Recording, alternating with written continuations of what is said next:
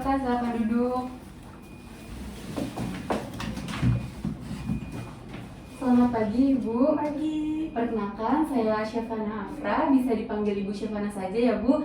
Saya di sini merupakan salah satu ahli gizi di rumah sakit ini. Sebelumnya dengan Ibu siapa? Ibu Wanda. Ibu Wanda. Ibu datang sendiri ke sini ya? Iya. Ya. Baik, ada yang bisa saya bantu, Ibu? Ya, jadi gini, akhir-akhir ini saya sering ngedek sama teman saya karena postur tubuh saya yang terlalu besar. Terus juga saya ingin merubah pola makan saya menjadi lebih sehat dan ingin menurunkan berat badan saya. Terus kemarin saya sudah sempat medical check up dan ini hasilnya. Seperti itu ya, Bu. Baik, saya lihat terlebih dahulu ya, Bu. Oke, baik Ibu, sebelumnya izinkan saya untuk menjelaskan terlebih dahulu ya, Bu, mengenai mengapa Ibu datang ke sini. Baik, saya sebagai ahli gizi ingin membantu Ibu untuk mencarikan alternatif solusi atas permasalahan Ibu tadi ya, Bu, kegemukan yang Ibu bilang tadi. Ya. Nah, baik, sebelumnya tenang saja Ibu di sini, karena data-data yang Ibu akan ceritakan kepada kami akan kami jaga kerahasiaannya ya, Ibu. Baik, untuk sesi konseling hari ini akan berdurasi 30 menit. Apakah Ibu bersedia? Bersedia. Baik, sebelumnya saya izin mencatat ya, Bu, selama Ibu menceritakan. Iya. Baik, kita mulai. Saat ini usia Ibu berapa tahun? 22 tahun. 22 tahun. Bisa dipanggil Mbak mungkin atau Ibu? Boleh, Mbak saja. Oke. Baik. Mbak berarti sekarang kerja atau kuliah? Kuliah. Kuliah. Baik, semester berapa? Semester akhir. Oh, semester akhir ya. Iya. Lagi sibuk-sibuknya ya, Mbak? Iya. Ya. Sebelumnya Mbak sudah mengukur berat badan dan tinggi badan? Sudah di sini. Oh ya, sudah ada ya. Berarti berat badan Mbak itu 70 kg ya, benar ya? Lalu tinggi badan Mbak 155 cm? Iya. Baik. Mungkin ada keluhan-keluhan lainnya yang Mbak rasakan? Iya, sekarang saya kalau misalnya jalan sedikit tuh udah merasa capek, terus sampai ngap-ngapan gitu, sampai kayak sesek dadanya. Terus juga saya ngerasa badan saya jadi kaku gitu loh, Ibu. Baik. Sudah Ibu ada yang dirasakan lagi mungkin? Sudah sih. Sekarang saya ingin bertanya ya, Bu, mengenai pola makan Ibu. Jadi pola makan itu seperti berapa kali Ibu makan sehari, lalu jenis makan apa yang Ibu konsumsi, dan berapa banyak yang Mbak makan? Kalau pola makan sih saya makan 3 kali sehari ya. Terus juga di antara tiap makan besar saya selalu makan cemilan. Terus saya suka banget makan yang digoreng-goreng gitu. Terus juga saya suka sayur, tapi saya jarang makan sayur karena apabila lauknya ada yang goreng, saya lebih milih makan lauk yang digoreng gitu. Nah, untuk makan pagi sendiri yang kemarin Mbak konsumsi, ingat nggak apa aja ya, Mbak? Ingat? Iya. Makan paginya saya pakai nasi, terus ayam goreng, Lalu sama telur. Baik, telurnya itu direbus atau digoreng ya, Mbak? Digoreng. Baik, kalau untuk porsi nasinya sendiri itu kira-kira berapa centong ya?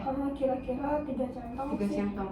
Apa centong nasi Ibu seperti ini, Bu, bentuknya? Iya. Ukurannya? Iya.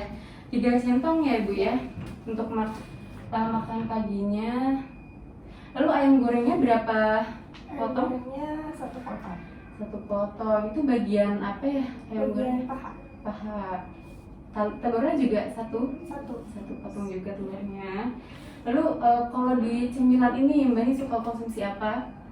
Kemarin di antara makan pagi dan makan siang saya makan donat. Donatnya ini berapa biji ya, Mbak? 3 biji. Nah, itu sekali makan atau masih ada lagi nanti cemilannya? Kadang sekali makan, tapi kadang saya suka makan lagi. Gitu ya.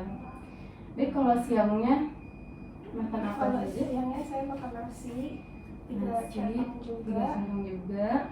Terus pakai ikan Ikan sama sayur kangkung. Nah, kalau untuk ikan ini, ikan apa dan berapa biji Mbak? Ikan bawal. Ikan bawal digoreng? Iya, Oh, digoreng. digoreng. Nah, kalau untuk sayur kangkungnya itu kira-kira porsinya segini nggak ya Mbak? Iya. Bisa dilihat segitu ya, berarti satu porsi ya Iya. untuk sayur kangkungnya. Nah, cemilan tadi donatnya 3 ya satu hari itu. Nah, kalau untuk malamnya sendiri Mbak makan apa nih? Kalau malamnya makan nasi juga lagi. Nasi juga ya. Sama 3 centong juga. 3 sambung juga. Terus lauknya tempe di orak-arik gitu. Tempe orak-arik ya, Iya, baik. sama telur dadar. Telur dadar. Nah, untuk tempe orak-ariknya apakah porsinya seperti ini Mbak? Iya. Berarti ini satu porsi ini gitu atau dua lebih? Satu porsi ini. Satu porsi ini ya? Cuman saya suka nambah nasi. Nasinya ditambah kemarin pas makan malam. Iya. Kira-kira berapa centong Mbak? Mungkin 1. Tambahannya 1 centong ya untuk nasi. Nah, kalau ngemil malam Mbak, ngemil nggak nih? Ngemil. Oh, ngemil lagi ya. Apa Iya. itu Mbak? Saya ngemil brownies. Browniesnya ini 1 potong kah? Mungkin 5. 5 potong. Bentukan 1 potongnya apa seperti ini? Iya. 1 potongnya seperti berarti 5 potong ya Mbak? Iya. Iya, baik.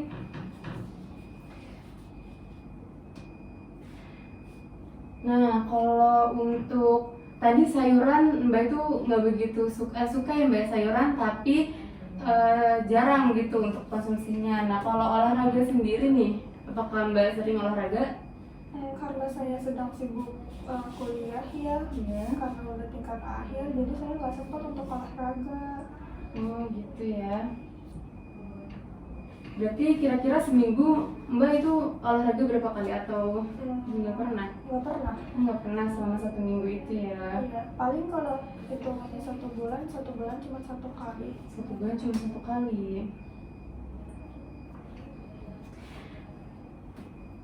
Nah, kalau untuk kemampuan makan sendiri Mbak bisa makan apa saja kan ya, kayak nasi tadi ya, nggak perlu yang lembut-lembut kayak bubur gitu. Saya makan biasa. Oh, iya. normal. Apa Mbak melakukan diet sebelumnya atau ada obat-obat lain gitu yang dikonsumsi? Enggak, soalnya saya pengen mengonsumsi obat penurun berat badan, cuma saya takut. Oh iya, benar Mbak. Jadi gini, setelah kita berbincang-bincang tadi ya Mbak, saya melakukan penggalian mengenai riwayat makan Mbak, lalu pola makan. Di sini saya ingin sedikit menjelaskan ya dari hasil data-data yang sudah Mbak ceritakan kepada saya. Sebelumnya nih, untuk Mbak, apakah Mbak tahu status gizi Mbak nih untuk sekarang ini? Sudah sih, soalnya saya melihat diri saya terlalu gemuk. Iya, baik, benar sekali Mbak. Ternyata Mbak sudah bagus ya, sudah menyadari gitu, sudah datang ke sini untuk merubah pola makan Mbak. Jadi status gizi Mbak di sini itu kan IMT-nya 29 ya Mbak. Untuk 29 ini sudah berlebih atau bisa dikategorikan sebagai obesitas. Jadi seperti itu. Nah, untuk data biokimianya sendiri yang tadi sudah Mbak berikan, yang sudah dicek tadi itu kadar kolesterol Mbak ini cukup tinggi ya, karena 240 mg per dl. Nah, untuk normalnya itu seharusnya kurang dari 200 mg per dl. Nah, lalu jadi berdasarkan cerita yang Mbak sampaikan tadi, ada beberapa hal yang menjadi faktor resiko ya terhadap obesitas Mbak ini. Di antaranya yang pertama, Mbak kelebihan konsumsi makan tadi ya, nasinya bisa 3 centong dan malamnya pun nambah lagi ya Mbak. Lalu juga kelebihan asupan minyak karena tadi semua makanannya hampir digoreng ya Mbak tadi makanannya. Lalu juga ngemil ya Mbak, donat tadi itu tinggi kalori. Terus juga terakhir nih, Mbak kurang aktivitas fisik ya. Per 1 minggu itu Mbak hampir nggak pernah ya, tadi 1 bulan itu 1 kali saja ya. Nah, jadi seperti itu Mbak. Nah, jadi dari cerita Mbak tadi bisa saya simpulkan bahwa Mbak ini tuh kurang terpapar informasi yang mengenai makanan dan zat gizi sehingga pola makan Mbak ini kurang baik gitu, ditandai dengan konsumsi Mbak yang berlebihan terhadap minyak dan energi tadi ya dari kalori nasi dan lain sebagainya, dan Mbak ini juga kurang melakukan aktivitas fisik.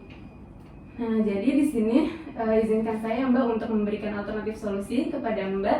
Jadi tujuannya Mbak untuk saat ini itu menurunkan berat badan secara perlahan-lahan ya Mbak, karena memang nggak bisa secara langsung gitu.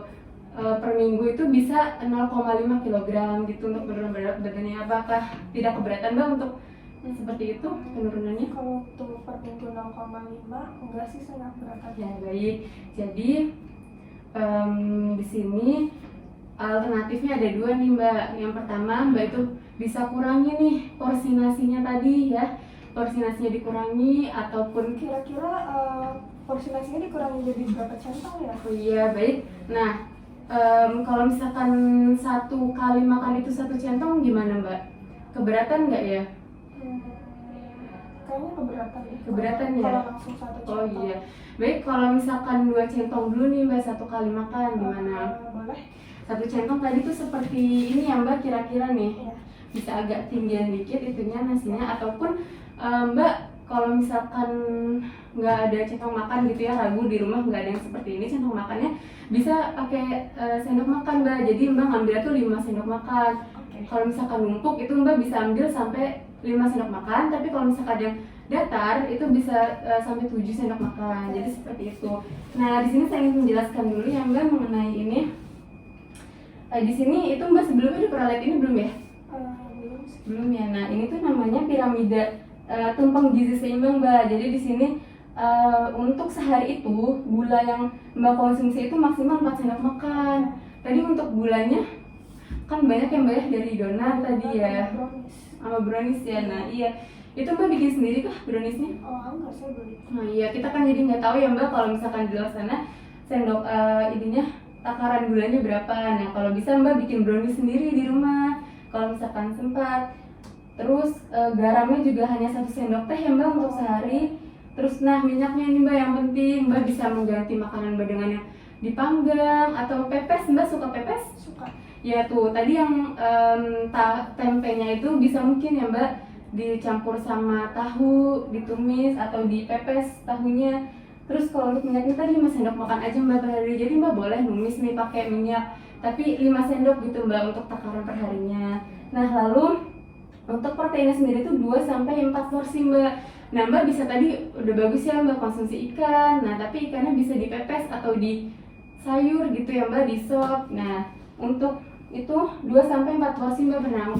1 porsinya itu kalau untuk ikan seperti ini nih Mbak. Nah kalau untuk ayam seperti ini 1 porsinya. Jadi Mbak bisa konsumsi 2-4 porsi dalam sehari ya. Lalu untuk sayur, nah ini sayur yang lebih dibanyakan lagi nih Mbak, karena sayur juga sangat penting ya. Ini ada 3-4 porsi. Nah kalau tadi kan Mbak cuma 1 porsi aja ya untuk kangkungnya. Nah itu bisa ditambah lagi Mbak, minimal 3 porsi sehari. Lalu juga ini ada karbohidrat. Nah karbohidratnya 3-4 porsi. Tadi jika dilihat sehari sudah berlebih ya Mbak ya, 3 centong makan sekali makan. Nah tadi Mbak udah bersedia untuk hanya 2 kali saja centong makannya. Nah ini juga ada aktivitas fisik Mbak. Mbak juga bisa kontrol berat badan nih per hari, jangan sampai berlebih gitu. Nih berolahraga bisa dengan jalan, senam, sepeda. Nah Mbak ini ke kampusnya gitu naik apa ya? Naik motor ya. Nah bisa Mbak misalkan minta nih untuk pas naik motor itu diturunin di yang agak jauh gitu Mbak. Nah jadi Mbak bisa jalan ke tempat fakultas Mbak gitu ya. Nah terus yang kedua itu tadi ya, saran saya aktivitas fisik Mbak ditambah. Nah selain itu kan Mbak juga bisa nih selama liburan bercocok tanam di rumah mungkin ya Mbak, bersih-bersih rumah. Terus paginya itu Mbak menghirup udara segar sambil jalan gitu ya. Nah lalu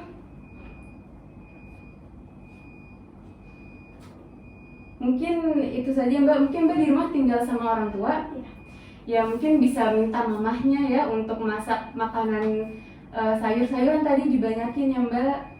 Terus baik, mungkin tadi alternatif solusinya saya berikan 2. Mungkin Mbak bisa pilih yang mana yang Mbak kira-kira sanggup nih untuk saat ini gitu. Yang mungkin sudah sanggup. Tadi yang udah setujui kan nasinya Oh iya, ya. baik. Oh iya dok, oh iya bu, apakah pola makan saya sudah betul? Oh iya, tadi pola makan ibu pola makan mbak ya, tadi frekuensi makannya itu sudah benar ya mbak, 3 kali sudah sangat baik. Hanya saja tadi konsumsi minyaknya ya mbak berlebih, dan konsumsi energinya dari karbohidrat tadi itu terlalu, gulanya juga itu berlebih ya mbak ya. Berarti saya harus ngurangin pola makan saya sudah benar, tapi yang perlu saya rubah itu nasinya ya. Iya, benar Dari sekali. karbohidrat jadi 2 porsi 2 centong. Ya. Terus kalau untuk cemilan sebelum tidur kemarin saya mengonsumsi brownies, apakah itu boleh? Nah iya mbak, kalau untuk brownies sendiri itu apalagi malam ya mbak mau tidur, mungkin bisa diganti mbak, kayak misalkan minum susu nih, susunya tapi yang rendah lemak. Kalau di pasaran kan banyak ya mbak ya, jadi mbak bisa baca informasi gizinya yang di samping. Apakah mbak sudah mengerti cara membacanya? Belum. Nah, cara membacanya gini mbak, jadi di samping itu kan ada tulisan lemak ya, lemak jenuh, lemak total juga ada. Nah mbak bisa lihat di lemak totalnya, kalau misalkan yang rendah itu pasti juga akan ditulis mbak low fat gitu. Dan ntar mbak bisa membandingkan sama yang biasa nih, kadar lemaknya tinggi mana. Ataupun kalau misalkan mbak mau susu yang skim, kalau misalkan sebelumnya udah pernah nyobain susu skim? Belum sih, tapi kalau yang rendah lemak udah. Oh iya. Jadi mungkin saya mungkin nanti alternatifnya saya pakai susu yang rendah lemak. Ya baik. Bagus ya mbak, sudah bagus mbak bisa memahami gitu ya apa yang saya sampaikan. Mungkin ada yang ditanyakan kembali? Sudah cukup sih. Oh iya baik. Lalu di sini mbak, untuk jadwal konsulnya itu 1 bulan lagi ya mbak, untuk melihat gimana perkembangan mbak, berat badan mbak bagaimana, konsumsi mbak sudah benar atau belum gitu ya. Nah kira-kira mbak bisa hari apa nih? Apakah sama seperti ini jadwalnya? Bisa. Oh iya, jadi seperti ini ya mbak jadwalnya, nanti untuk saya catat ya. Nah lalu mungkin ada yang tanyakan lagi? Ada sih dok, Ada sih bu. Apakah kalau saya bukan rutin sih, mengikuti saran dari ibu itu berat badan saya akan turun? Oh iya mbak, jadi kalau yang mengikuti saran saya tadi yang mbak bilang untuk mengurangi konsumsi nasi itu 1 minggu tuh hanya bisa maksimal 0,5 mbak, nggak keberatan kan ya mbak? Jadi kalau misalkan ditambahin lagi, mbak itu harus lebih berusaha lagi gitu untuk mengurangi. Tapi yang saya lihat di sini mbak kan sibuk ya untuk kuliah, mbak itu butuh asupan juga untuk kuliah ini, karena butuh energi banyak gitu ya. Kalau misalkan dikurangi banyak lagi, mungkin ada kemungkinan penyakit-penyakit lain gitu mbak, takutnya. Jadi hanya seperti itu gitu. Oke. Baik. Berarti saya boleh makan semuanya, cuman dalam porsi yang terbatas ya. Iya. Iya, tapi jenis makannya juga mbak harus diperhatikan ya tadi ya, kayak yang mungkin dikukus, dipepes, mulai ganti sekarang digoreng. Mungkin kalau misalkan mbak kurang suka sama yang lembek-lembek gitu ya, itu bisa dipanggang gitu ya. Tapi hindari juga mbak untuk yang dibakar. Boleh, tapi sekali-sekali saja, karena dibakar juga bisa menyebabkan karsinogenik gitu. Mbak tahu apa itu karsinogenik? Tidak. Jadi itu yang dapat memicu sel kanker mbak. Iya, jadi agak dikurangi juga ya yang dibakar-bakar. Ada lagi mungkin? Cukup. Ya baik. Tadi untuk jadwal selanjutnya pada hari ini juga ya, 1 bulan ke depan. Nah iya, ini di sini saya punya leaflet ya mbak, mungkin bisa dibaca-baca. Tadi udah sesuai dengan porsi makan mbak gitu, bisa dibaca di rumah. Di sini ada nomor HP saya, mungkin mbak ada kendala-kendala bisa hubungin saya ya. Baik, sesi sudah berakhir. Terima kasih mbak sudah mau bekerja sama dengan saya di sini. Terima kasih. Silakan.